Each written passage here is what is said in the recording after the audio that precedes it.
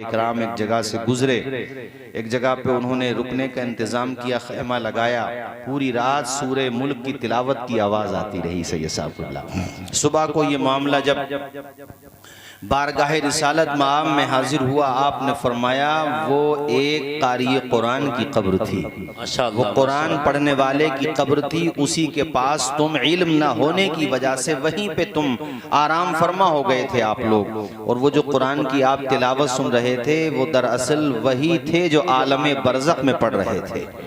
पता ये चला जो दुनिया में कुरान पढ़ता है रब के करम से वो दुनिया से जाने के बाद भी कुरान पढ़ता है। बात है हजरत। और जब अल्लाह चाहता है, जिसे चाहता है, जब चाहता है, जहाँ चाहता है, सुना भी देता है। बात है माशाअल्लाह। इसका मतलब ये हुआ कि जो कुरान को दिल के साथ पढ़ेगा, खुशू खुजू के साथ पढ़ेगा, लिल्लाहियत के साथ पढ़ेगा, मोहब्बत के साथ पढ़ेगा, इंशाअल्लाह वो यहाँ भी पढ़ेगा, वहाँ भी पढ़ेगा, और जब क़यामत का दिन आएगा तब भी पढ़ेगा। और ये तो वो रुतबा दिया है अल्लाह पाक ने कारी कुरान को कि जब ये जन्नत के दरवाजे पे दाखिल होगा, रब फरमाएगा कुरान को तरतील के साथ पढ़ता जा और मंजिल पे मंजिल चढ़ता जा, यहाँ तक कि वो अलहम्द से लेकर वन्नास तक झूम झूम करके पढ़ता जाएगा, दर्जों पे दर्जे चढ़ता जाएगा, यहाँ तक कि जितना एरिया वो तिलावत के दौरान कवर कर लेगा, अल्लाह पाक फरमाएगा ये सारा मकाम, ये सारा एरिया, ये सारी जन्नत मैंने तेरे नाम कर दी है। ये मकाम होता है कुरान पढ़ने वाले का। तो मुझे बड़ी खुशी हुई उनके बारे में ये बात सुन के। मेरे रफीक दर्स, रफीक गिरामी, 4 साल के मेरे साथ रहने वाले मेरे रफीक साथी, बल्कि रूम पार्टनर भी रहे, हजरत मौलाना कमरुद्दीन मिसबाही माशाअल्लाह, मेरे बड़े अजीज दोस्तों में अहबाब में है, ये यहाँ नानकार से तशरीफ लाए हैं। उन्होंने बताया कि मेरे पास वो पढ़े, सानिया सालिसा राबिया चंद जमात इनके साथ पढ़ी, हजरत बेहतरीन कारी उस्ताजुल कुर्रा हजरत कारी अफरोज साहब के भी वो शागिर्द रहे। इन दोनों ने मुझे बताया बड़े मुअद्दब थे, उम्र अगरचे कम पाई मगर अल्हम्दुलिल्लाह जितनी भी उम्र पाई उन्होंने खिदमत कुरान पाक के हवाले की है। यही वजह है, अरे सवार से तो हर साल न जाने कितने लोग दुनिया से जाते होंगे, सवार ही क्या है, हर तहसील, हर कस्बे, हर गांव से, हर शहर से हजारों लोग हर साल गुजर जाते होंगे, मगर 2 साल के बाद भी हर किसी की महफिल तो इस तरह से आबाद नहीं की जाती है। हर किसी की महफिल में, हर किसी की याद में रात के इस हिस्से में 12 बजे के बाद दीवानों का ये हुजूम अगरचे कम है मगर इनकी बेदारी में अब भी दम है। ये झूमने वाले, और ये तो सैयद साहब किबला जानते हैं अल्हम्दुलिल्लाह, हमारे हजरत सैयद फरमान मियां साहब किबला बिलासपुर से तशरीफ लाए, हजरत भी जानते, तमाम उलमा जानते हैं कि यहाँ जितने जमीन वाले नजर आ रहे हैं इससे ज्यादा तो वो आए हैं जो हमें नजर नहीं आ रहे हैं। भाई क्या बात, हम उन्हें नजर आ रहे हैं, उनकी तादाद कितनी है ये तो वो जाने और हम सबको पैदा करने वाला खुदा जाने। आप बात है, नारे तकबीर, नारे रिसालत, मजहबे इस्लाम, मसलके आला हजरत ज़ियाउद्दीन कानफरज शारिफ एमएस अशरफी के जरिए ये प्रोग्राम ग्वालियर तक सुना जा रहा है। हमारे हजरत कारी ज़ियाउद्दीन साहब के छोटे भाई जो ग्वालियर में रहते हैं, उन्होंने ही मुझे बड़ी मोहब्बत के साथ दावत दी। हमारे हाफिज रिफाउल साहब वहाँ पे रहते हैं, हमारे भाई हैं अल्हम्दुलिल्लाह। मैं कहना ये चाहता हूँ कि ये जो आज मोहब्बत का आपको असर नजर आ रहा है, और अभी बुलबुले रामपुर जिन्हें कहा जाए, जमीनो जमा तुम्हारे लिए पढ़ते थे हजरत कारी गुलाम नबी साहब, मेरे वालिद साहब के बड़े अजीज दोस्तों में हैं। और बल्कि हमने तो होश के नाखून संभाले, हमने जलसों में जाना शुरू किया, तब से ये रामपुर की बुलबुल तब भी वैसे ही चहक रही थी, आज भी लहजा वही है। वो तो वक्त के दामन में कमी थी और मैं इनके औलाद जैसा हूँ मेरा ख्याल था, वरना कारी गुलाम नबी साहब का इंजन तो 1 घंटे के बाद गर्म होता है। अभी तो तकरीर शुरू होती, ये हजरत कारी गुलाम नबी साहब अल्हम्दुलिल्लाह, अल्लाह इन्हें सलामत रखे, अल्लाह पाक ने ऐसा लहजा अता फरमाया कि जब पढ़ने पे आ जाएं तो असद इकबाल साहब जैसे शुअरा भी चारों तरफ देखने लगते हैं। अल्लाह ने वो मकाम, खैर ये अल्लाह की खास अता है। तो ये जो आप स्टेज सजा हुआ देख रहे हैं, अभी हजरत मौलाना कमर साहब मेरे साथी कह रहे थे, ये मोहब्बत है कारी ज़ियाउद्दीन साहब की उलमा के लिए, हुफ़ाज़ो कुर्रा और आइम्मा के लिए, और तमाम उलमा, आइम्मा, हुफ़ाज़ो कुर्रा कुर्रा की मोहब्बत उनसे भी इसी तरह है। जब वो जिंदा थे तब भी वैसे ही मोहब्बत थी, आज भी वैसे ही मोहब्बत है। और उस मोहब्बत का नतीजा ये है कि जिसको दावत दे दी गई वो भी आया, और जिसे दावत नहीं भी दी गई पता चल गया वो भी दौड़ा हुआ चला आया। ये कारी ज़ियाउद्दीन साहब की वो मोहब्बत है जो खुदा ने उनको अता फरमाई है। और हर किसी की जबान से यही निकल रहा है, बुलबुल को फूल शम्मा को परवाना चाहिए, हमको रसूल पाक का दीवाना चाहिए। बेशक बेशक, जिंदाबाद जिंदाबाद, माशाअल्लाह। खिदमत की उन्होंने कुरान पाक। अच्छा, मुझे अभी ये तो कारी अफरोज साहब से मुलाकात हो गई तो मैं तो सोच रहा था शायद उम्र दराज रहे होंगे, उम्र कम पाई, बताया शादी भी नहीं हुई थी और एक एक्सीडेंट का शिकार हो गए। देखो यहाँ पे हजरत मुफ्ती साहब क़िबला तशरीफ फरमाए, मुफ्ती यूनुस साहब का तो कहना ही क्या है, सुभान अल्लाह। जी जी बेशक, हजारों हजार शागिर्दों के उस्ताज हैं। और बल्कि जब मैं सालिसा में था तो मुझे याद है हजरत कादरिया में मुझे 1 नंबर दे करके आए थे माशाअल्लाह। यानी 1 नंबर का मतलब ये नहीं कि एक ही दे करके आए थे, यानी 1 नंबर पे हजरत ने मुझे रखा था, मुझे आज भी याद है। और हजरत ने अरबी की किताब का इम्तिहान लिया था और एक जुमला मुझसे पूछा था, बिल्कुल जदीद अरबी थी। अल्हम्दुलिल्लाह अल्लाह का करम, जहन हाजिर था, मैंने फौरन जवाब दिया। हजरत इतने खुश हुए, कहा तुमसे कुछ और सवाल करना ही नहीं है। मुझे आज भी वो बात याद है। और एक निस्बत मेरी और है हजरत के साथ, वो ये है कि हजरत जिनके बड़े कहते हैं मखसूस तलामिज़ा में हैं, उस्ताजुल उदबा जिसको कहते हैं अफसहुल फुसहा, और इस दौर के अदीब शहीर, अदीब बेनज़ीर हजरत डॉक्टर इसहाक साहब के शागिर्द हैं माशाअल्लाह, और मखसूस शागिर्दों में हैं। और अल्हम्दुलिल्लाह मुझे भी हजरत के पास 2 साल पढ़ने का मौका अल्लाह पाक ने अता फरमाया। और कैमरी में चूंकि वो पढ़ाते थे, और अभी रमज़ान शरीफ के महीने में कैमरी में एक अदबी इल्मी बुलंद पाया, बुलंद अखलाक शख्सियत हज़रत मुफ्ती जलालुद्दीन साहब क़िबला का विसाल हुआ। मैं उन पर पढ़ा तो नहीं, लेकिन हमारे संबल में उन्होंने 1 साल पढ़ाया। मेरे वालिद साहब वहाँ पे हिस्स पढ़ाते थे, वो आलमियत पढ़ाते थे, फजीलत तक के तलबा को पढ़ाते थे। हमारे बड़े भाई हैं हज़रत मोहम्मद अली साहब क़िबला, बल्कि उनका जहन उन्होंने ही बनाया अल-जामिअतुल अशरफिया जाने के लिए। बहुत अदबी शख्सियत थे। देखिए हज़रत वक्त भी कैसी चीज़ होती है। चंद दिनों पहले बताया कि उनके जवान बेटे का इंतकाल हुआ, चंद दिनों पहले, और फिर बाद में वो भी एक्सीडेंट का ही शिकार हो गए। और आज हम जिनके लिए यहाँ जमा हुए हैं ये भी एक्सीडेंट का शिकार हुए। अल्लाह पाक दोनों को दर्जे शहादत अता फरमाए। आमीन। ये जो शहीद का लफ्ज कहा गया, आप शायद इसमें सोच रहे होंगे कि शहीद क्यों कहा जा रहा है। अरे जो दब के फौत होते हैं, अल्लाह के करम से उम्मीद है उनको भी शहादत का रुतबा मिलता है। इसी तरीके से वो औरतें जो डिलीवरी के टाइम पे रूबा सेहत नहीं हो पाती और बच्चे की पैदाइश के वक्त फौत हो जाती हैं, अल्लाह ताला उन्हें भी शहादत का रुतबा अता फरमाता है। तो अल्लाह के करम से उम्मीद है हजरत मुफ्ती जलालुद्दीन साहब के लिए भी और कारी ज़ियाउद्दीन साहब के लिए भी कि अल्लाह के करम से उन्हें दर्जे शहादत मिला होगा इंशाअल्लाह। बोलिए जोर से, हमें उम्मीद है अल्लाह के फजल से। खैर, कारी ज़ियाउद्दीन साहब की तिलावत कुरान का चर्चा मैंने हाफिज इब्राहिम से भी सुना, बड़ी खुशी हुई। और जब हुजूर ने ये कह दिया, बुखारी शरीफ की हदीस है, हज़रत उस्मान गनी रज़ी अल्लाह ताला अन्हु से मरवी है, खैरुकुम मन तअल्लमल कुरान व अल्लमा, तुम में सबसे अच्छा वो है जो कुरान सीखता है और कुरान सिखाता है। तो वो तजवीद की रियायत के साथ पढ़ना भी सीख रहे थे और पढ़ना सिखा भी रहे थे। जब तक सीखते रहे तब भी इसी हदीस के मुताबिक उनकी जिंदगी आगे बढ़ती रही, और जब सीख के सिखाते रहे तब भी वो इसी हदीस के तनाजुर में नेकियां कमाते रहे। तरके दुनिया ज़बां पे हो हमदो सना, फिर इबादत का कैसा मजा आएगा। दिल में यादे इलाही की हो जोस्तजो, फिर तिलावत का कैसा मजा। वाह वाह वाह, माशाअल्लाह माशाअल्लाह। देखो टाइम बहुत हो गया और मुझे पूरा ख्याल है, चूंकि मुझसे पहले वालों ने भी हमारा ख्याल रखा तो हम भी सबका ख्याल रखें। ज़्यादा वक्त भी सही नहीं है, बस इतना ही है कि अजीज़ उतना ही रखो, दिल बहल जाए, इतना भी ना चाहो किसी का दम निकल जाए। आप ईशा से लेकर अब तक सुन रहे हैं, और हमारे कारी शुएब साहब का तो कहना ही क्या है माशाअल्लाह।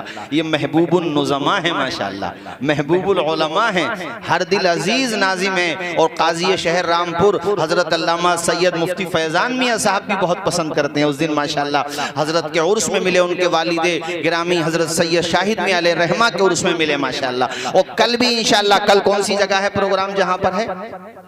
कल नरपत नगर आप तशरीफ लाइए, इंशाल्लाह वहीं पर बाकी बातचीत होगी। फिलहाल आप ये अशार सुन लीजिए, उसके बाद फिर थोड़ी देर गुफ्तगू, इंशाल्लाह वो तकरीर खत्म हो जाएगी। कलमा पढ़िए बुलंद आवाज से, ला इलाहा इल्लल्लाह मुहम्मदुर रसूलुल्लाह। सही साहब माशाल्लाह, अगरचे लोग कम हैं मगर सुन रहे हैं। अरे सो तो नहीं रहे हो आप लोग? माशाल्लाह माशाल्लाह, मुस्कुरा के बोलिए सुभान अल्लाह। तरके दुनिया ज़बां पे हो हमदो सना, फिर इबादत का कैसा मजा आएगा। बाब जन्नत पे रिज़वान पूछे गए, बाब जन्नत पे रिज़वान रोके गए, और आका कहें उम्मती है मेरा, काश देखो मैं वो पुरमसरत घड़ी, फिर इजाजत का कैसा मजा आएगा।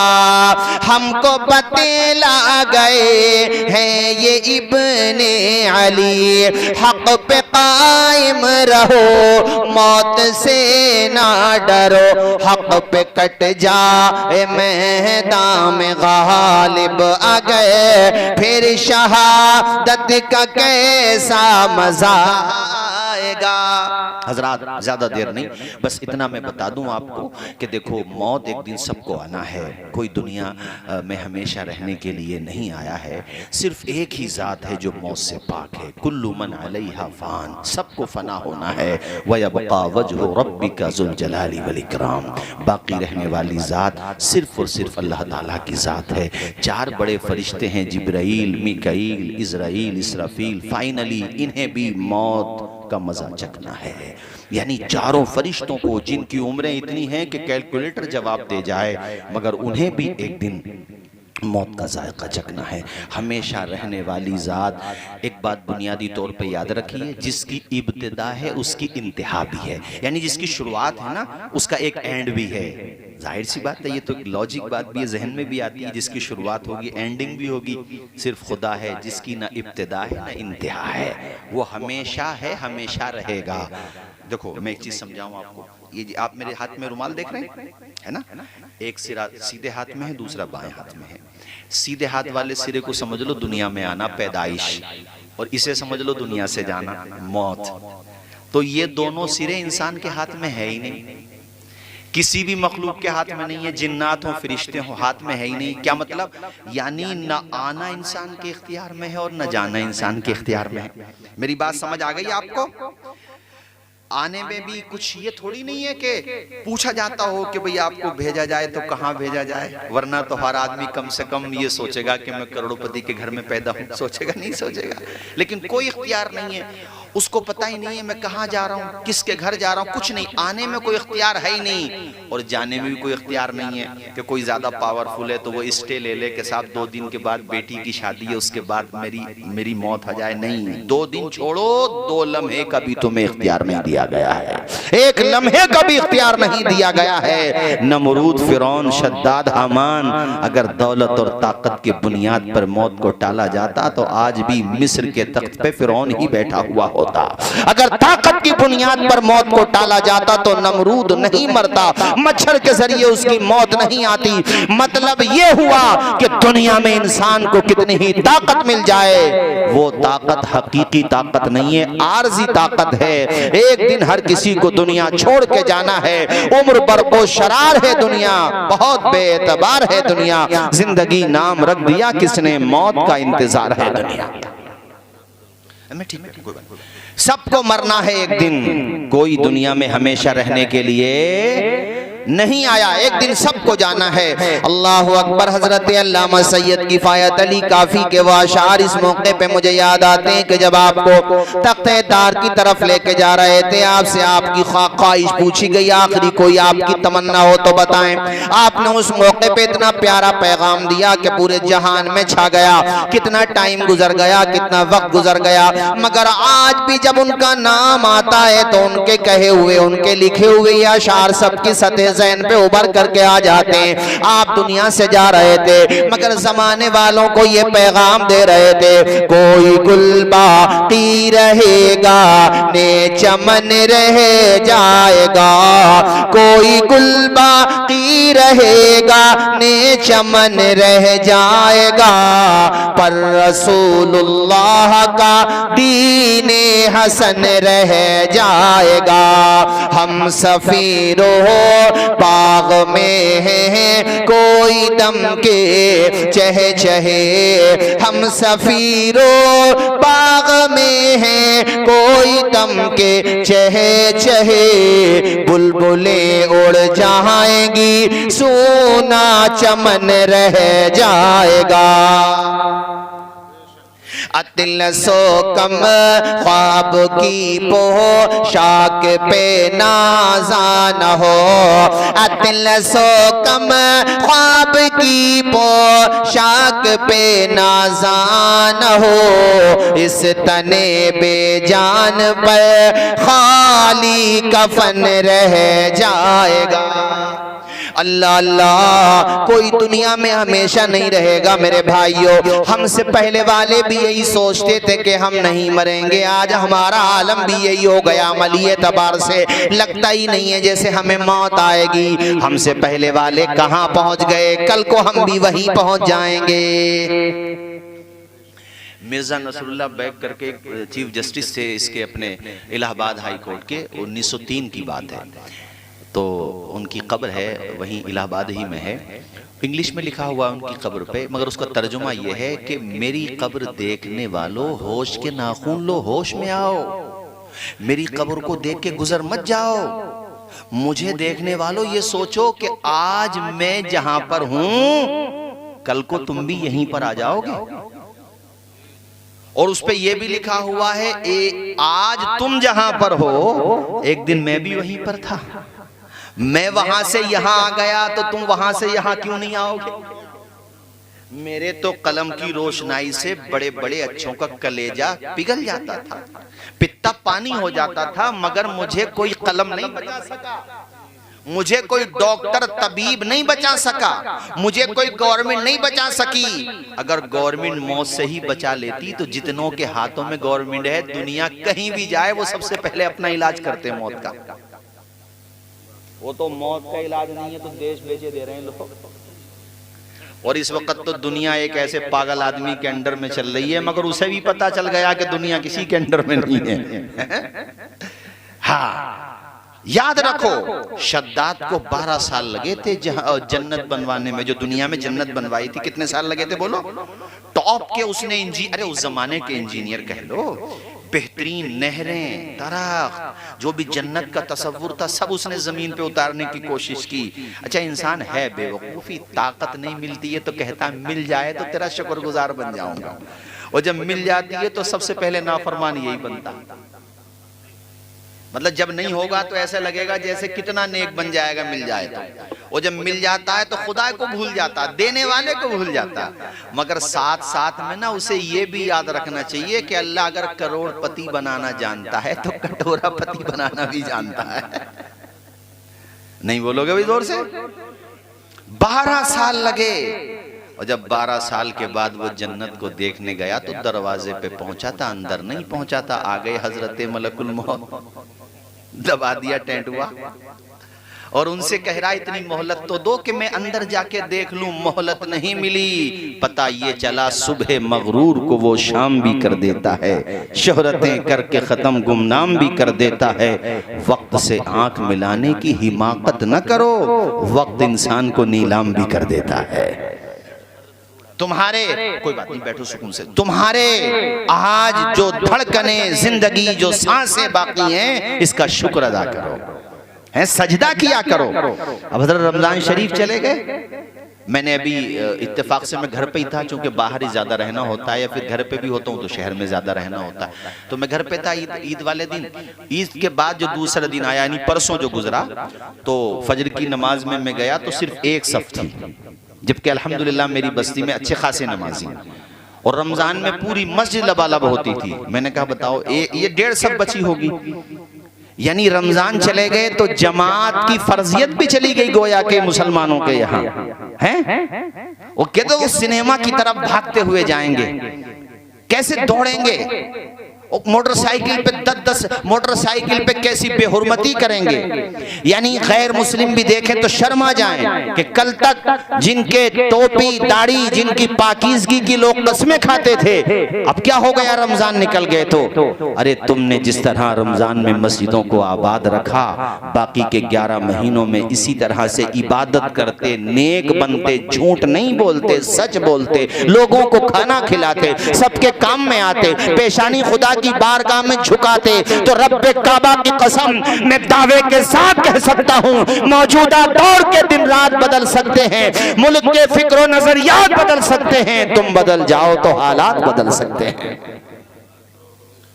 मगर रमजान चले गए तो मुसलमान भी चले गए, नमाजी भी चले गए।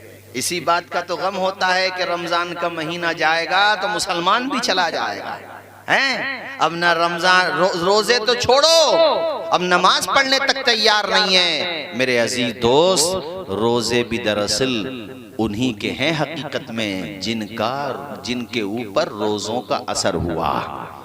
हकीकत में रोजे उन्हीं के हैं, कामयाब वही हैं जिनके ऊपर माह रमजान अपनी बरकतें छोड़ करके गया। और इस महीने के हवाले से भी मुझे बात याद आई, एक हदीस शरीफ बड़ी मशहूर है, खैर सुनी होगी आपने, मगर याद आ गई तो बता दूं। हुजूर पाक पहले मिंबर शरीफ पे कदम रखते हैं तो फरमाते हैं आमीन, दूसरे पे रखा तो फरमाया आमीन, तीसरे पे आमीन। सहाबा ने बाद में कहा या रसूलल्लाह, खुतबे आपने पहले भी इरशाद फरमाए हैं, मगर पहले कभी ऐसा नहीं हुआ कि मिंबर पे जाते हुए आपने आमीन कहा हो। ये क्या मामला था या रसूलल्लाह, आप किसकी दुआ पे आमीन कह रहे थे? कहा जब मैं पहले मिंबर की तरफ बढ़ा तो जिब्रील अमीन आ गए। ये फरिश्तों के सरदार हैं, पावर जानते हो इनकी, मिलियन ब्रिलियन ट्रिलियन, इससे ऊपर भी हजारों करोड़ों जोड़ लो, उतनी दूर है यहाँ से जमीन से। पहला आसमान, फिर दूसरा, फिर तीसरा, चौथा, पांचवा, छठा, सातवां, उसके बाद सिदरतुल मुंतहा, वो उनका ठिकाना है। वहां से यहाँ आने में पलक झपकने से पहले आ जाते हैं। जोर से बोलो सुभान अल्लाह। और दुनिया मिसाइलों से डरा रही है। भले आदमियों, टेक्नोलॉजी बेशक अपनी जगह है, उसका इस्तेमाल भी जरूरी है, इसमें कोई शक नहीं है, मगर मैं ये बता दूं कि यही सब कुछ नहीं है तुम्हें नजर आ रहा है। असल ताकत तो वो है जो नजर भी नहीं आती है। पलक झपकते ही 600 पर अल्लाह ने अता किए, और हुजूर के गुलाम हमारे नबी के खादिमे हैं, या इन्हीं बातों पे झगड़ते हुए 150-200 साल हो गए कि वो ये नहीं थे, वो नहीं थे, ऐसे नहीं थे, वैसे नहीं, दुनिया भर की बातें हो गई। मगर हमारे आला हजरत ने बिल्कुल सही सही फैसला कर दिया, अल्लाह की सरताबा कदम शान है ये, इंसान नहीं, इंसान वो इंसान है, ये है इंसान ही मगर इंसान नहीं, इंसान वो इंसान है ये। कुरान तो ईमान बताता है इन्हें, ईमान ये कहता है मेरी जान है ये। हमारे नबी के गुलाम जिब्रील अमीन हाजिर हो गए। हुजूर ने कहा कि जब मैं पहले मिंबर पे कदम रख रहा था तो उन्होंने ये कहा, हलाक हो जाए वो शख्स जो रमजान के रोजे पाए मगर रोजों का हक अदा न करे और अपनी मगफिरत न करा सके। मफहूम यही है हदीस शरीफ का। मैंने कहा आमीन। दूसरे मिंबर पे कदम रखा, तब उन्होंने कहा या रसूलल्लाह, हलाक हो जाए वो शख्स जिसके सामने आपका नामे नामी इसमें गिरामी लिया जाए और वो आप पे दुरूद न पढ़े, वो भी हलाक हो जाए। और तीसरे पे जब कदम रखा तब कहा हलाक हो जाए वो शख्स जो अपने माँ बाप को बुढ़ापे में पाए, दोनों को या दोनों में से एक को, और उनकी खिदमत न करे, वो भी हलाक हो जाए। मैंने कहा आमीन। अब सुवार के मेरे दीनी भाइयों, कलेजे पे हाथ रख के सोचो, जिस बात को कहने वाले जिब्रील अमीन हैं, आमीन कहने वाले रहमतुल लिल आलमीन हैं, और कबूल करने वाला रब्बुल आलमीन है। अब मुझे बताओ वो लोग कहां जाके छिपेंगे, कहां मुंह छिपाएंगे जिन्होंने रमजान के महीने की बरकतों को पामाल कर दिया, जिन्होंने रोजे नहीं रखे, अच्छे खासे जवान हैं, हट्टे गट्टे हैं, खाते पीते हैं और बेहया होकर के लोगों के सामने बीड़ियां पी रहे हैं, सिगरेट का धुआं निकाल रहे हैं। मुसलमानों के होटल खुले रहे रोजों में, मैंने अपने माथे की आंखों से देखा उन्हें हया नहीं आई, उन्हें शर्म नहीं आई। बीवी ने कहा रोजा रखो तो उसे डांट दिया। अरे नादानो, ये बरकतों का महीना चला गया, क्या मालूम आइंदा साल तुम्हें नसीब होगा या नहीं होगा।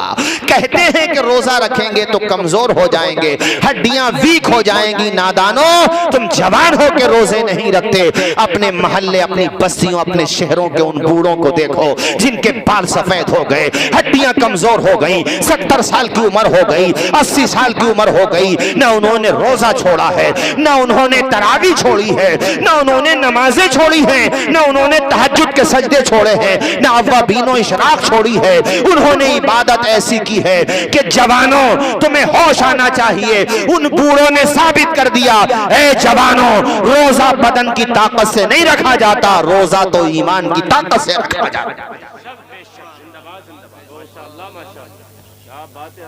हाफिज इब्राहिम साहब किबला, मैंने 80-80 साल के बूढ़ों को देखा। हमारी बस्ती में, हमारे करीब में है मोहतरम चेयरमैन अब्दुल रहीम साहब। रमजान शरीफ में मैं उनसे मिलने के लिए चला गया, हमारे पड़ोसी हैं, बिल्कुल करीब में ही रहते हैं। तो रो रहे थे, खुदा की कसम आंसू थे। मैंने कहा क्यों रो रहे हो? तो बताया तबीयत बहुत ख़राब है, कल रोज़ा रख लिया तो ज़्यादा ख़राब हो गई, तो सब ने कहा रोज़ा छोड़ दो। मैंने कहा भाई शरीयत में गुंजाइश है, 90 के आसपास उनकी उम्र है, मरीज के लिए इजाज़त है। रोना कहा रो इसलिए रहा हूं कि रोज़ा छूट गया। ऐ जवान, तुझे शर्म नहीं आती? एक 85-90 साल के आसपास का बुजुर्ग बूढ़ा, पोती पोतो 89-90 वाला रोजा छूटने पे रो रहा है, और तू जवान होकर के हट्टा गट्टा होकर के रोजा छोड़ने पे तुझे शर्म भी नहीं आ रही? सबके सामने खाता पीता नजर आ रहा है। दिल के फफूले जल उठे सीने के दाग से, इस घर को आग लग गई घर के चिराग से। बूढ़ों को देखो, तरावी भी खड़े होके पड़े, सुभान अल्लाह बोलो जरा। तहज्जुद पढ़ने मस्जिद जाएंगे, हैं इत्तिकाफ में बैठेंगे, और हमारे जवान क्रिकेट में लगेंगे रोजों में, हैं। और पता चला कि रोजे की हालत है, फिल्में देख रहे हैं माज़अल्लाह, रोजों की हालत है। और रोजों की हालत ही कहाँ है इनकी? पहली बात तो ये तो लफ्ज़ कह दिया मैंने, ये कहो माह रमजान की बरकतों से भी महरूम हो गए। अल्लाह ताला हमारे आपके सबके गुनाहों को मुआफ़ फरमाए। जोर से आमीन बोलो जरा, जोर से। ये 3 बातें इस हदीस में बताई गई, और किसने अल्लाह की बारगाह में अरीज़ा किया है? किसने? जिब्रील अमीन। और आमीन किसने कहा है? बोलो जरा जोर से। तो कबूलियत में कोई शक है किसी को? सही इब्ने हिब्बान की हदीस शरीफ है ये, और भी किताबों में कंजुल उम्माल वगैरह वगैरह। और दूसरी बात क्या थी जिसके सामने आपका नाम लिया जाए? इस मामले में तो हमारा आपका सबका सीना अल्हम्दुलिल्लाह खुशी से चौड़ा है कि हुजूर का जब नाम आता है तो सुन्नी मचल के सल्लल्लाहु अलैहि वसल्लम कहता है।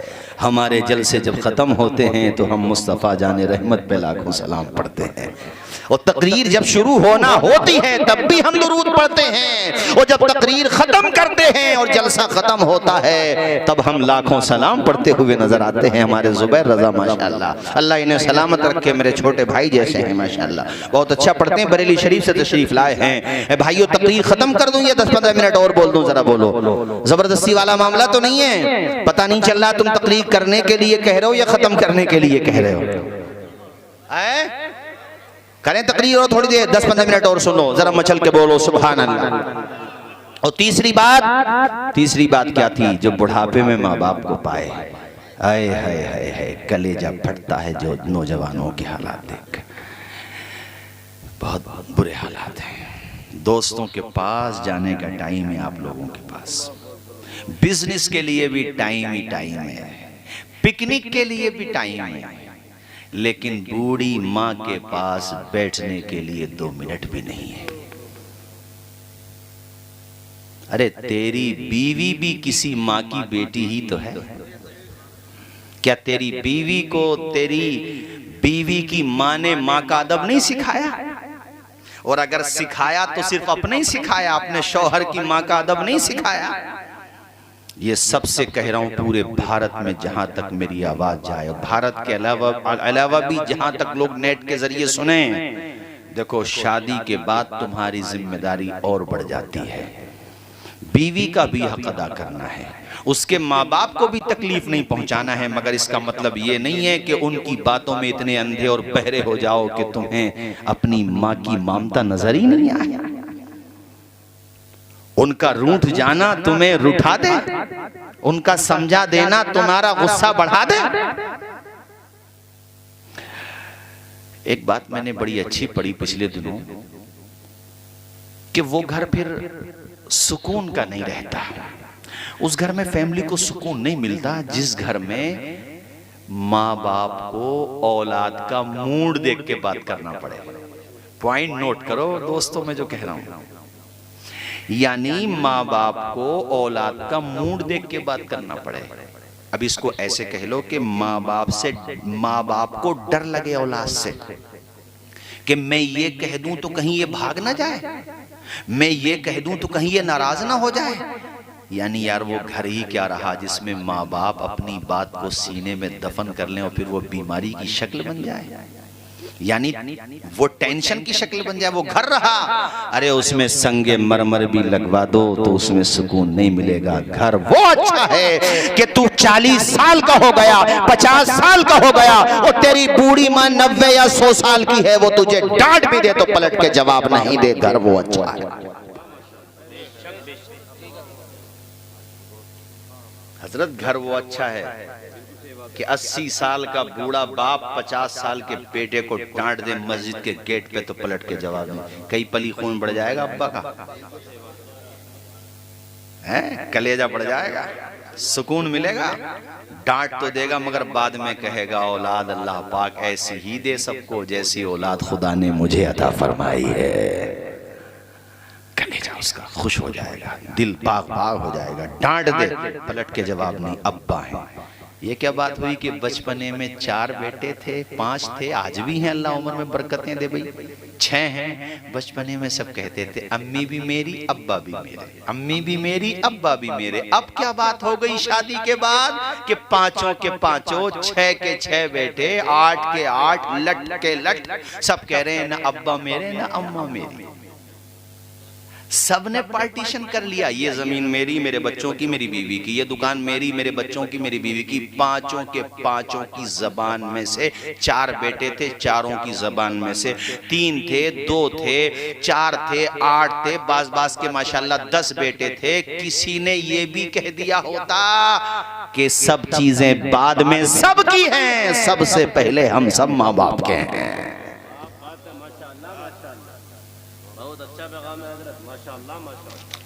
मौलाना शुएब साहब फिर भी माँ ने शिकवा नहीं किया, दुपट्टा भिगो लिया बस आंसुओं से, हैं बरकतें नाजिल होंगी। अरे मालदार हो सकता है तू, सुकून नहीं मिलेगा तुझे। सुकून बताऊं कहाँ मिलता है? घर में छप्पड़ पड़ा हुआ हो, माँ डांट दे, हैं माँ कुछ कह ले, अरे माँ का डांटना क्या होता है, वो तो 2 मिनट में खत्म। बोलो जोर से बोलो, ये बड़े बूढ़ों की आंखें डबडबा गईं। ये दिल के जख्म है जो मैं आज अपने अल्फाज के जरिए तुम्हारे सामने रख रहा हूं जवानों, और इसमें तुम अमल नहीं करोगे तुम्हारा नुकसान है, अमल करोगे तुम्हारा फायदा। इसलिए कि माँ बाप, बूढ़े माँ बाप को सताने वाले की हलाकत के बारे में खुदा की बारगाह में दुआ किसी और ने नहीं, जिब्रील अमीन ने की है, और उस दुआ पर आमीन रहमतुल लिल आलमीन ने कहा। दुनिया में कहीं तुम्हें सहारा मिल ही नहीं सकता।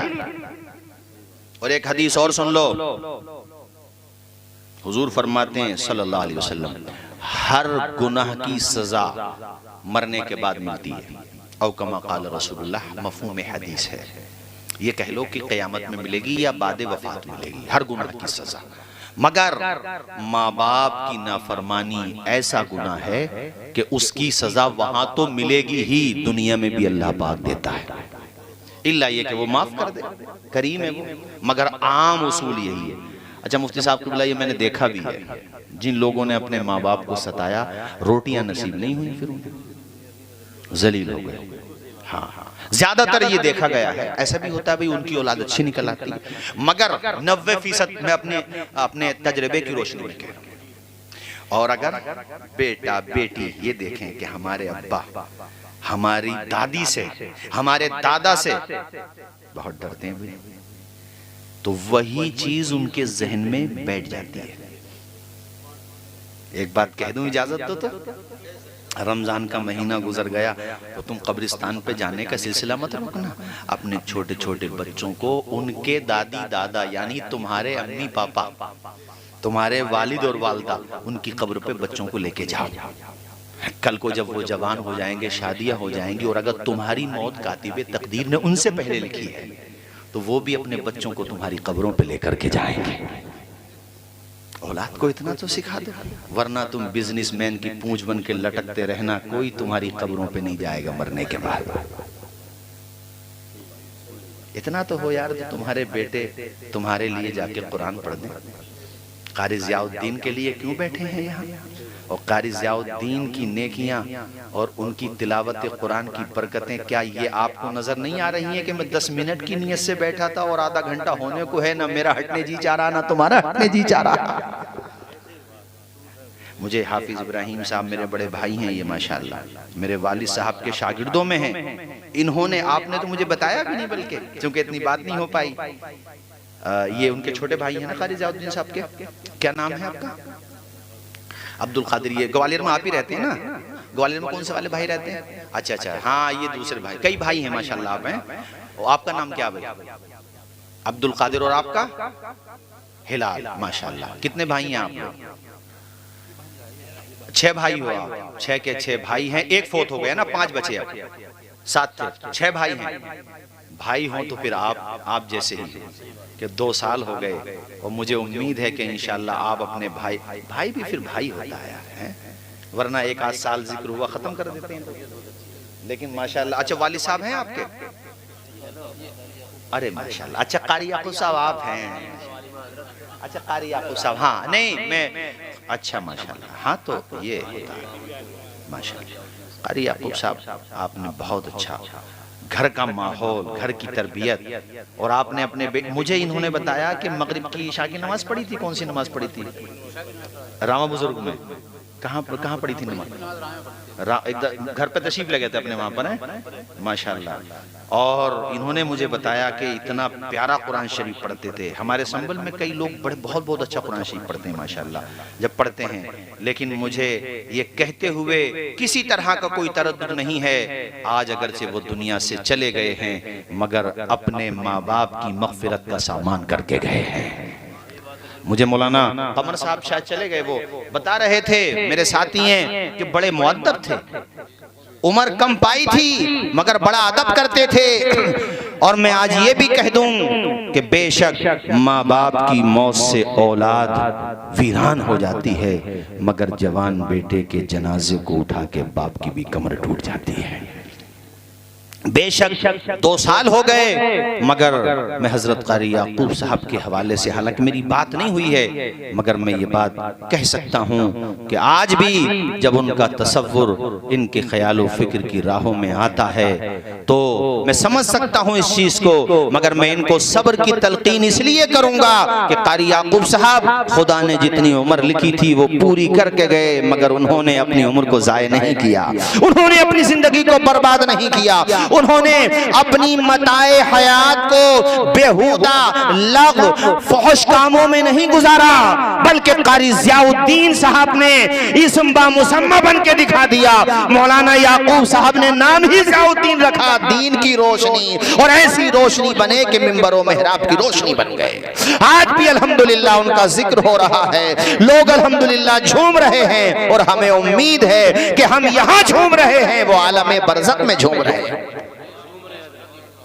अल्लाह के करम से हमें उम्मीद है, अल्लाह के रहम से हमें उम्मीद है। और मैं इन 6 भाइयों को, जिनमें हमारे अजीज अब्दुल कादिर हैं, हिलाल हैं, और बाकी इनके जितने भाई बहनें हैं, सबसे कहूँगा, हालांकि तुम माशाअल्लाह बाअमल हो ही, मुअद्दब भी हो, मगर तुम्हारे साथ साथ मैं इनसे भी कहूँगा, और इनसे ज़्यादा लोग ऑनलाइन प्रोग्राम सुन रहे हैं या बाद में सुनेंगे, सबों से कहूँगा जो भी मेरी तकरीरें सुने, कभी देखो माँ की कोई बात दिल पे तकलीफ भी पहुँचा दे तो फिर यार उसके वो एहसानात याद करो। बाप की कोई बात तुम्हें तकलीफ पहुंचा भी देना तो उसकी कुर्बानियां याद करो, तुम्हारा दिल खुद ब खुद नरम पड़ जाएगा। कुर्बानियां याद करो, कि तुम्हारी गंदगियां धोई हैं तुम्हारी माँ ने। तुम रात में अगर रो दिए हो, पूरी रात नहीं सोई है तुम्हारी माँ। मैं किस किस कुर्बानी का जिक्र करूं? माँ तो ऐसा फलसफा है कि हजरत मूसा अलैहिस्सलाम ने अल्लाह पाक की बारगाह में अर्ज की, मालिक जन्नत में मेरा पड़ोसी कौन होगा? अल्लाह पाक ने वही नाजिल फरमाई, तो वो एक आम से ही बंदा निकला और वहां पहुंचे। मुफ्ती साहब क़िबला तशरीफ फरमा, वहां पहुंचे तो पता चला वो तो एक आम से ही बंदा है। बस बात क्या है, अपने माँ बाप का फर्माबरदार है। पहले खाना माँ को खिलाता है और हम कोई सामान लाएंगे पॉलिथीन में छिपा करके अपने रूम में ले जाएंगे। माँ से पूछे, अबे माँ कहीं कब्र में लेके जाएगी? तेरा सोना, तेरी चांदी, तेरा जेवर और तेरी प्रॉपर्टी, तेरी दुकान, तेरा मकान, तेरी गाड़ी, तेरा बैंक बैलेंस माँ या बाप कहीं कब्र में लेके जाएंगे? छोड़ के तो तुम्हें ही जाएंगे वो। तो माँ से किस बात का वो और मैं इस बात को कहना चाहूंगा, ज्यादा देर तो नहीं रुका मैं, चूंकि ताखीर हो गई आने में, घर से थोड़े लेट चले, मगर मुझे थोड़ी देर में अंदाजा हो गया कि हजरत कारी याकूब साहब के घर का माहौल वाकई ऐसा माहौल है जिसकी मिसाल दी जाना चाहिए। क्यों भाई मौलाना शोएब साहब हैं? थोड़ी देर में मुझे अंदाजा हो गया, वरना हमारे हाफिज इब्राहिम साहब मुझे फोन नहीं करते कि मैं भी चलूंगा प्रोग्राम में। ये भी बड़े मसरूफ है माशाल्लाह, अल्लाह ने बड़ा नवाजा है, अच्छे बिजनेसमैन है हमारे इलाके के।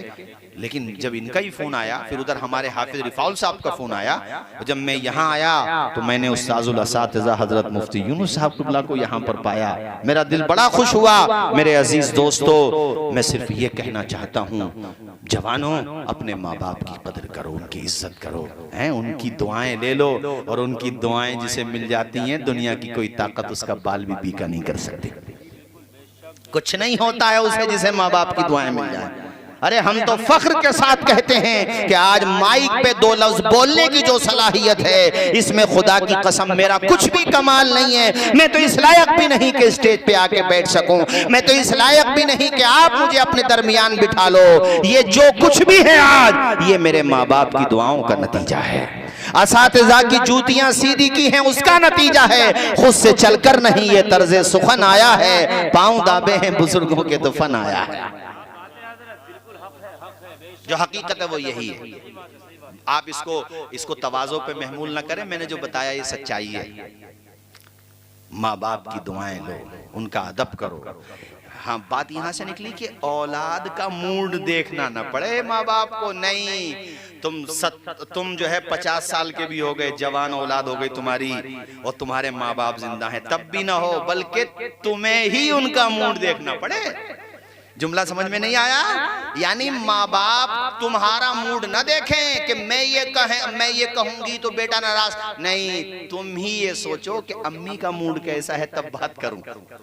बोलो ना यार सुभान अल्लाह। ये फसाना, अब ज्यादा मत कहना, 10 मिनट और सुन लो। ये फसाना नहीं हकीकत है अपनी माँ से, अपनी माँ से जिसे मोहब्बत है। गौर से पे तू क्यों नहीं कहता, माँ के कदमों के नीचे जन्नत है। आप कहोगे मौलाना तौसीफ रजा साहब, माँ बाप का कहना मानने से, उनका अदब करने से, उनका एहतराम करने से, मोहब्बत का सम्मान देने से, प्यार देने से, उनका अदब करने से, उनके इशारे अबरू पे नाचने से हमें क्या मिलेगा? तो मेरे दोस्तों याद रखो, अल्लाह के करम से वहां तो जन्नत मिलेगी ही इंशाअल्लाह। बोलो इंशाअल्लाह। लेकिन मेरा रब तुम्हारी दुनिया की जिंदगी को भी मिसले जन्नत बना देगा, करार देगा, सुकून देगा, बहार देगा, है तुम्हें माला माल कर देगा। अल्लाह ताला जन्नत नसीब फरमाए। मोहतरम मरहूम सज्जाद निजामी साहब को उनके पढ़े हुए 2 मिसरे मुझे याद आ गए इस मौके पर। आप झूम के बोलो सुभान अल्लाह, तो फिर वो 2 मिसरे सुना दूं। वो जीते जी दुनिया में जन्नत का मजा लेंगे, वो जीते जी दुनिया में जन्नत का मजा लेंगे, जन्नत का मजा लेंगे। जो बाप को खुश रखेंगे और माँ की दुआ लेंगे। तो ये 3 बातें मुझे बताना थी। एक तो रोज़ों का अदब जिन्होंने किया सुबहान अल्लाह, जिन्होंने नहीं किया तो हलाकत, तौबा कर लें, हुजूर का नाम आए दुरूद पढ़ा करें। तीसरी बात, माँ बाप का अदब किया करें। अमल करेंगे ना तीनों बातों पे, जोर से बोलो अमल करेंगे। हजरत देखो ये बात तो खैर ठीक नहीं है अगर मैं ये कहूँ कि सारी औलाद नाफरमान, ऐसा नहीं है। आज भी फर्मा बरदार औलाद मौजूद है। और स्वार में जैसे हमारे कारी याकूब साहब के घर का माहौल माशाल्लाह। रामनगर में जलसे में गया था, ये हो गई शायद 2 साल की बात लगभग। मुफ्ती गुलाम मुस्तफ़ा नईमी साहब भी थे जो शहर काजी हैं वहाँ के, बहुत अच्छे राइटर हैं, बहुत शानदार कलमकार हैं, बेहतरीन आलिम दीन है। तो प्रोग्राम के बाद जैसे होता ही है घर पे चले जाते हैं चाय वाय पीने के लिए। तो एक उम्र होगी उनकी 80 साल से ज़्यादा उम्र थी लगभग, अच्छी उम्र थी, मतलब ठीक ठाक उम्र थी उनकी। तो घर पे ले गए बुला करके, कहने लगे हजरत आप माँ बाप का जिक्र कर रहे थे तो मैंने सोचा मैं मौलाना को अपने बेटे के बारे में बताऊंगा। तब तक चाय बन रही है, आप मेरे बेटे के बारे में सुन लो।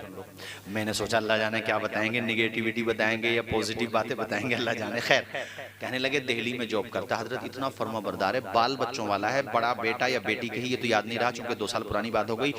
इतना फर्मा बरदार है कि हालांकि आल औलाद वाला है, बड़ा बच्चा 14-15 साल का है, मगर आज भी अगर मैं डांट दूं तो पलट के जवाब नहीं दे सकता। दिल्ली में जॉब करता है, रोजाना कई मरतबा फोन करता है, मैं झुंझला जाता हूँ, गुस्से में भर जाता हूँ तो मुस्कुरा के कहता अब्बा तुम्हारा गुस्सा भी मुझे दुआ बन के लगता है। वो काम करेगा वहां तो मुझे फोन करेगा। अरे भाई मैं क्या जानूं तेरी तिगड़मबाजी, तेरा कौन सा काम वहां चल रहा। तिगड़मबाजी का लफ्ज नहीं कहा था, मेरी जुबान से निकल गया। मतलब ये कहा कि बेटे तू जो काम करता है ये इस काम के बारे में मैं जानूं क्या। मतलब ये है कि बेटे तू जो काम करता है, मैं यहाँ का रहने वाला। तो पलट के कहता अब्बा ये मैं भी जानता हूँ आप नहीं जानते हो, मगर जब मैं काम के बारे में बताऊंगा फोन कटने के बाद खाना भी खा रहे होगे तो खाना नहीं खाओगे, पहले मेरे लिए दुआ करोगे अल्लाह मेरे बेटे को कामयाबी अता फरमा दे। तो मेरी प्लानिंग से कामयाबी मिले ना मिले, मगर माँ बाप की दुआओं से कामयाबी जरूर मिल जाएगी, इसलिए फोन करता हूँ। अगला जुमला सुनो उनका, सिलसिले कलाम जारी रखते हुए उन्होंने कहा कि रामनगर आएगा या तो दिल्ली ही से या फिर रामनगर से अच्छी क्वालिटी का तेल खरीद के लाता है और फिर अपने हाथों से मेरे सर में तेल डालेगा, मालिश। और ये कहते हुए यार उनकी आंखों में आंसू आ गए, रोने लगे। और 14-15 साल का बच्चा होने का मतलब ये हुआ कि कम से कम 45-50 साल की उम्र तो होगी भाई, हैं? इतनी उम्र तो मानो। 25 साल में भी अगर शादी हुई है उसकी और 15 साल का बच्चा है तो 2-3 साल के बाद तो बच्चा हुआ होगा। बहरहाल मैं कह रहा हूँ 40-45 साल की उम्र होगी। उम्र मैंने पूछी नहीं, मुझे याद नहीं रहा, मैं अंदाजन कह रहा हूँ 40-45 साल की उम्र। बताओ इतना बड़ा बच्चा, यानी लड़का, उनका तो बच्चा ही हो गया ना, इतनी बड़ी उम्र उनकी, और अपने हाथों से सर में तेल डालना, मालिश करना, सर दबाना। अब वो मुझसे कहते हैं रोते हुए कि हजरत ये बताओ जब आल औलाद वाला बेटा इतना फर्मा बरदार हो, इतना वफा शिआर हो, तो जिंदगी में और कौन सी चीज रह गई जो खुदा से मांगू मैं। यहां पे बात खत्म नहीं हुई उनकी। कहा हजरत वो सर दबाता, कहता अब्बा लेट जाओ। मैं लेट जाता हूँ, सर दबाता है। और उन्होंने कहा कि वो तो सर दबाता है, उसके जो बेटी बेटा है वो मेरे पाँव दबाते हैं। हाय हाय हाय। तो मैंने कहा यार फिर वो घर का रहा, वो तो जन्नत का नमूना बन गया भाई, है वो तो जन्नत का बाग बन गया। अल्हम्दुलिल्लाह, अल्लाह ताला सलामत रखे, माशाअल्लाह। अल्लाह ताला आपकी आल औलाद में खूब बरकतें अता फरमाए, बेटियों को भी आलिमा बनाया माशाअल्लाह। अल्हम्दुलिल्लाह, अल्हम्दुलिल्लाह, माशाअल्लाह। ये होता है देखो। और हजरत ने बताया कि अल्हम्दुलिल्लाह मेरी औलाद भी ऐसी, अल्लाह ताला हर किसी को ऐसी नेक औलाद अता फरमाए। हमारे हाफिज इब्राहिम साहब बैठे माशाअल्लाह, इनके बेटे बेटी भी ऐसी है अल्हम्दुलिल्लाह। घर का माहौल इतना अच्छा है। और मैं आज तहदीस से नेमत के तौर पे बता दूं अल्हम्दुलिल्लाह बिफजली ताला हमारे घर का माहौल भी ऐसा है। हमारी अम्मी को हमारा मूड देखना नहीं पड़ता, हमें ही उनका मूड देखना पड़ता है। और हम यही चाहते हैं कि जब तक उम्र रहे जिंदगी कट जाए, मगर इसी तरह से उम्र गुजर जाए कि उन्हें हमारा मूड देख के नहीं बल्कि हमें उनका मिजाज देख के। तो वही तो घर जन्नत। और आज जो कुछ है उन्हीं की दुआएं हैं। मेरी हमारे मौलाना कमरुद्दीन साहब चले गए, मेरे साथ ही थे ये सामिना में, यानी आखिरी जमात थी फजीलत की। तो उसी साल हमारे वालिद साहब का इंतकाल हुआ, यानी दस्तार बंदी का मंजर हमारे वालिद साहब देख नहीं सके। तो कमरुद्दीन हम साथ साथ ही पढ़ते थे वहाँ, कमरुद्दीन साहब।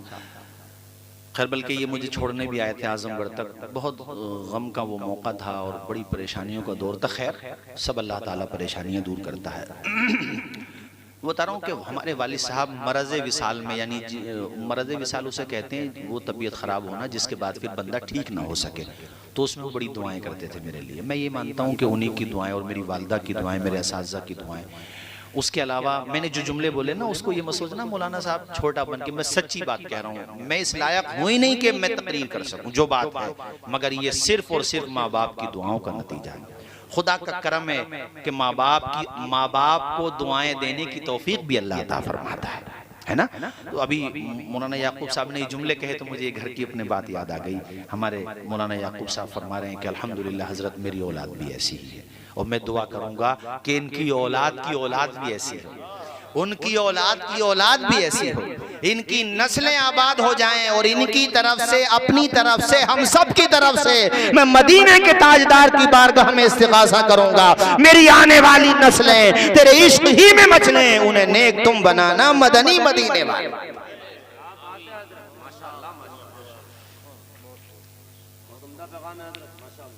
मेरी आने वाली नस्लें, आमीन बोलो भाई, मेरे आने वाली नस्लें तेरे इश्क ही में मचलें, उन्हें नेक तुम बनाना मदनी मदीने वाले। अल्लाह ताला इन्हें सलामत रखे, इनकी आल औलाद को सलामत रखे। बस ये बात मुकम्मल कर दूं। इतना अच्छा माहौल बन गया, वरना 2 बजे कहाँ इतना अच्छा माहौल बनता है? एक नहीं हजरत, हाँ नहीं अल्हम्दुलिल्लाह हजरत फरमा रहे हैं पूरी रात भी आप तकरीर करो कोई नहीं जाएगा, बात बिल्कुल सही है। लेकिन इंशाअल्लाह चमन रहेगा, फूल खिलेंगे, जिंदगी रही तो इंशाअल्लाह फिर मिलेंगे।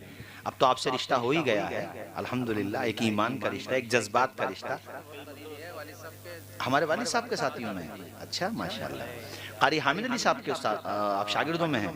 अच्छा हाँ, तो इत्तेफाक है माशाअल्लाह माशाअल्लाह।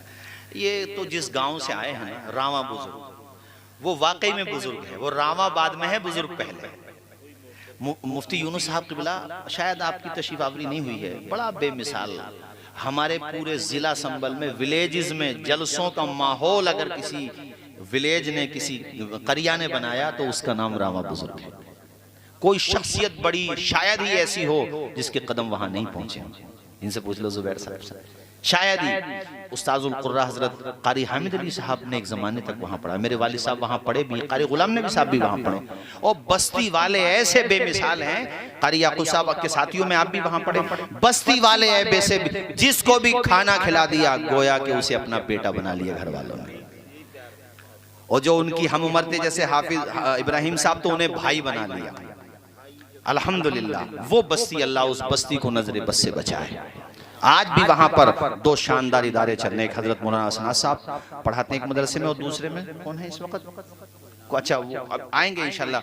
जमालुल उलूम, एक का नाम है रहमतुल उलूम, यानी जमाल भी है और रहमत भी है। हजरत बहुत लाजवाब बस्ती है, बहुत इल्मी लोग हैं, बहुत अच्छे लोग हैं रावा बुजुर्ग, अल्लाह वहीं से हाफिज इब्राहिम। अब मुझे ये बात, इस बात का पता चला कि ये भी वहां पर पढ़े, मैं सोच शायद ताल्लुकात होंगे, दोस्ती होगी। खैर आपने बताया अपनी आल औलाद के बारे में, बहुत दिल खुश हुआ, और मैं तो ये भी दुआ करूंगा साथ में कि अल्लाह पाक हर किसी को ऐसी नेक साले और बाअमल औलाद दे, अपने माँ बाप का अदब करने वाली औलाद दे, जैसी औलाद अल्लाह पाक ने हजरत मौलाना याकूब साहब को अता फरमाई है। तो वो रामनगर का वाकया सुन लो बस, फिर मत कहना तकरीर को। तो उन्होंने बताया हजरत वो सर दबाने लगता है तो सुकून मिलता है, मैं आंखें बंद कर लेता हूँ तो मेरे बेटे को ये लगता है कि अब्बा सो गए। आंखें बंद करना ये सोने का तो सिग्नल होता है, मगर जरूरी थोड़ी है कि आंखें बंद है तो बंदा सो ही रहा हो सकता है जाग रहा हो। कहते हैं मैं जाग रहा होता हूँ, सोया हुआ नहीं होता हूँ। तो मेरा बेटा ये समझता है कि अब्बा को नींद आ गई, तो वो सर की तरफ नहीं रहता फिर। और ये जुमले ऐसे थे कि आप यकीन मानो वहां पे हम लोगों की भी आंसू निकल आए। कहा फिर वो सर की तरफ नहीं रहता हजरत, वो सर की तरफ से पैरों की तरफ आ जाता है। कैसी कैसी औलाद है ना। ये मैंने इसलिए सुनाया कि आज भी फर्मा बरदार औलाद है, हाँ, इसलिए मैंने सुना दिया। पैरों की तरफ, और आकर के पैरों की तरफ अपना सर मेरे पैरों में रख देता है, और फिर मेरे तलवों को चूमता है, कि हजरत में बूढ़ा बाप, ऐसा फर्मा बरदार बेटा, और उसके आंसुओं की ठंडक मेरे पैरों पे लगे तो हजरत मैं तो इंसान ही हूं। बेटे की तकलीफ बाप को तोड़ देती है, बेटे की आंख का आंसू बाप कैसे बर्दाश्त कर लेगा। कि हजरत मैं बहुत सोचता हूं कि सब्र करूं और आंसुओं को ना आने दूं, मगर पैमाने सब्र लबरेज हो जाता है, बांध टूट जाता है, मेरी हिचकी बन जाती है। तो मेरा बेटा पैरों की तरफ से आके मेरे गले से चिमट जाता है और रोते हुए कहता, अब्बा जी उस दिन से डरता हूं जिस दिन तुम्हारा जनाजा उठाना पड़ेगा। मेरे घर की बहारें दौलत से नहीं है, मेरे घर की बहारें अब्बा किसी और चीज से नहीं है, मेरे घर में बहारें इसलिए हैं कि तुम्हारी मुस्कुराहट सलामत है। मेरे घर की बहारें इसलिए हैं कि तुम्हारे लबों की दुआएं सलामत हैं। अब्बा जी बस इस दिन से डर लगता है कि अगर तुम दुनिया से चले गए तो मेरे घर का क्या होगा। अल्लाह अकबर कहते हैं, मैं अपने बेटे को कलेजे से चिमटा लेता हूं और अपने दोनों हाथों को उठा के अल्लाह पाक की बारगाह में दुआ करता हूं, मालिक मेरे बच्चे की नस्लों को आबाद कर दे। या अल्लाह हर माँ बाप को ऐसी फरमा बरदार औलाद अता फरमा दे जैसी फरमा बरदार औलाद खालिक तूने मुझे अता फरमाई है, जैसी नेक औलाद या अल्लाह तूने मुझे अता फरमाई है। ऐ मेरे अजीज दोस्तों, ये माँ बाप के हवाले से बात आई तो चंद बातें मैंने आपके सामने अर्ज कर दी। मैं यही कहूँगा, ये हमारे अजीज़म रहते हैं, इनके बेटे ग्वालियर में, ग्वालियर जाए, हालांकि तुम तो अमल करते ही हो, अल्हम्दुलिल्लाह मैं भी अमल करता हूँ, मुझे यकीन है हमारे अजीज़म मौलाना शुएब साहब भी अमल करते हैं। मुफ्ती साहब की बोला कि तू बात कहने की हमने इन्हीं बुजुर्गों से सीखा है, हम सब अमल करते हैं, मगर जो नहीं करते वो अमल किया करें। सफ़र पे कहीं जाया करें, विजिट पे, तो सिर्फ पॉकेट चेक ना करें, है ना, सिर्फ ब्रीफ केस में कपड़े चेक ना करें, जो माल लेके जा रहे हो सिर्फ वो माल चेक नहीं करो, बल्कि घर से निकलने के बाद इस बात को भी याद रखो कि यार मैंने अपनी वालिदा और वालिद का हाथ भी सर पे रखवाया है या नहीं रखवाया है। घर से निकलो तो उनकी दुआओं का साया साथ लेकर निकलो और उनका हाथ सर पे रखवा करके निकलो। रब्बे काबा की कसम तुम्हारी हिफाजत होती रहेगी यहां तक कि तुम मुस्कुराते हुए वापस घर पे आ जाओगे इंशाअल्लाह। अपने माँ बाप की दुआ घर से लेकर ये कहते हुए निकल जाओ, हमारे कुछ गुनाहों की सजा भी साथ चलती है, अब हम तन्हा नहीं चलते, दवा भी साथ चलती है, अभी जिंदा है माँ मेरी मुझे कुछ भी नहीं होगा, मैं घर से जब निकलता हूँ दुआ भी साथ चलती है। बस 3 मिसरे सुन लो, उसके बाद इंशाल्लाह सलाम पढ़ लेंगे। प्यारी माँ मुझे को तेरी दुआ, भाई इनकी वालिदा हमारे कारी ज़ियाउद्दीन साहब की वालिदा और वालिद भाई जाहिर है आज भी दुआएं करते हैं, भाई आज भी दुआ ही की तो महफिल है, तो ऐसा नहीं है कि फौत होने के बाद दुआओं का की ज़रूरत ख़त्म हो जाती है, नहीं, गोया कि वो अपनी वालिदा से कह रहे हैं और हम और आप अपनी वालिदा से कह रहे हैं, है ना, सबसे कह रहे हैं, यानी वालिद और वालिदा। प्यारी माँ मुझे को तेरी दुआ चाहिए, तेरे आंचल की ठंडी हवा चाहिए, लोरी गा गा के मुझे को सुलाती है तो, लोरी गा गा के मुझे को सुलाती है तो, मुस्कुरा के सवेरे जगाती है तो, मुझको इसके सिवा और क्या चाहिए, प्यारी माँ मुझको तेरी दुआ चाहिए, तेरी खिदमत से दुनिया में इज्जत मेरी, तेरे कदमों के नीचे है जन्नत मेरी, सर पे साया तेरा उम्र भर चाहिए, प्यारी माँ मुझको तेरी दुआ। अल्लाह ताला हम सबको अमल की तौफीक अता फरमाए। देखो इंसानों बहरहाल गलती हो सकती है, हो जाती है, सहवन या कज़न कोई ख़ता लफ्ज़िश हो गई हो तो मालिक अपने फजल से मुआफ़ फरमाए। हम सब और बुलंद आवाज़ से कलमा पढ़ने एक मरतबा, अशहदु अल्ला इलाहा इल्लल्लाहु व अशहदु अन्न मुहम्मदन अब्दुहु व रसूलुहु व मा अलैना इल्लल बलाग।